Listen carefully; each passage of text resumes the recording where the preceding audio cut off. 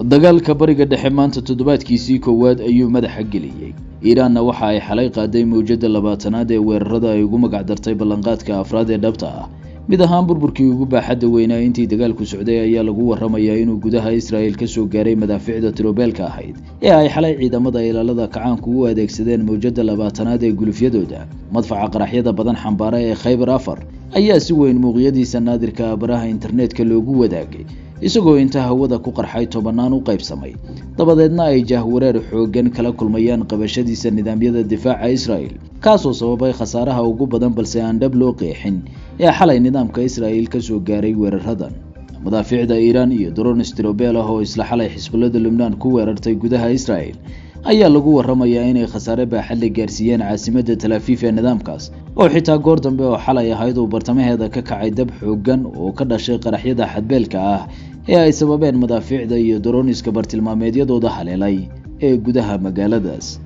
mowjada 20aad ee weerarada ilaalada kacaanka Iiraan ayaa timid iyadoo saraakiisha Israa'iil iyo xitaa dowladda Mareykanku sheegeen in 90% hoos u dhac baaxad leh ku yimid nidaamka madaaficda ridada dheer iyo kuwa ridada dhexe ee Iiraan, waxayna xalay u muuqatay in Iiraaniyiintu ku talo galeen inay dunida tusaan xuduudda weli ku dambaysa iyo inuusan jirin hoos u dhac ku yimid awoodooda hubeed ee dhibaatada ka abuuri karta Israa'iil iyo guud ahaan Khaliijkaba.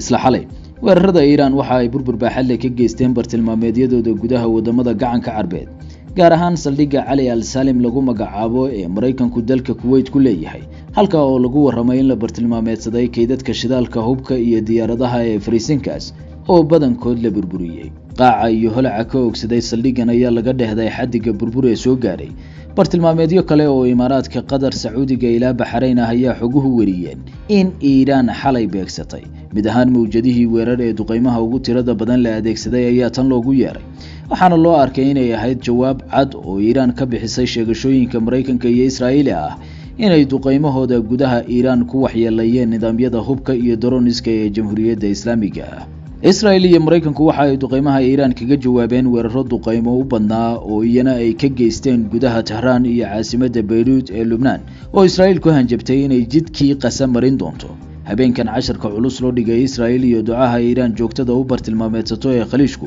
waxa uu tusay inaan xiisadda bariga dhexe fari ka qodnayn, aan filashada laga saari karin dabo dheeraanshaha dagaalka, waxaana tani sababtay inay saaka soo damaysiyaan dalalka Khaliijku inay dib u eegis ku samayn doonaan maalgashiyada dalalkani ka wadaan gudaha dalalka kale ee caalamka ee Mareykanku ugu badan yahay, si bay yiraahdeen loola tacaalo cakirnaanta docda dhaqaalaha ah ee wadamadani ka wajahayaan colaadda gobolka. xirnaanta raagtay ee marin ganacsiyeedka hormuudka Iiraan, duulimaadyada xaniban ee bariga dhexe ilaa beegsiga Iiraan ee ilaha dhaqaalaha dalalka gacanku waxa ay xaalad qiilqiil ah geliyeen hodantinimadii dhaqaale ee mandiqada. ogow, waxaanu dhammi waxa ay ku dhaceen kaliya 7 maalmood oo dagaalku maanta jirsaday, bal qiyaas halka xaalka wadamadan iyo dhaqaalaha guud ee dunidu ku dambayn doono haddii dagaalku asbuucyo kale, bilooyin iyo xitaa sanadaba sii socdo. qiyaasaha dhaqaale burbur ee soo baxaya waxa ay tibaaxayaan in 100 maalmood ee ugu horeeya duulaanka Operation Epic Fury ee Mareykanka iyo Israa'iil ay ku baxday hanti lacageed dhan 3.7 bilyan oo dollar, sida laga xigtay Center for Strategic and International Studies, taasoo ka dhigan 100 maalmood ee ugu qaalisanaa bilowga taariikhda colaadaha dunida. qodobka faalayntiisu ugu culus tahay xiisadda bariga dhexe ma aha geerida, ma aha burburka magaalooyinka, mana aha qaxa muwaadiniinta ee tirobeelka ah, waa khatarta dhaqaalaha dunida oo dhan colaadani gaarsiin karto. goor horeba ay fafaalaheeda la arko ee dhab looga digayo inay si siman u wada saameyn doonto shucuubta caalamka oo dhan.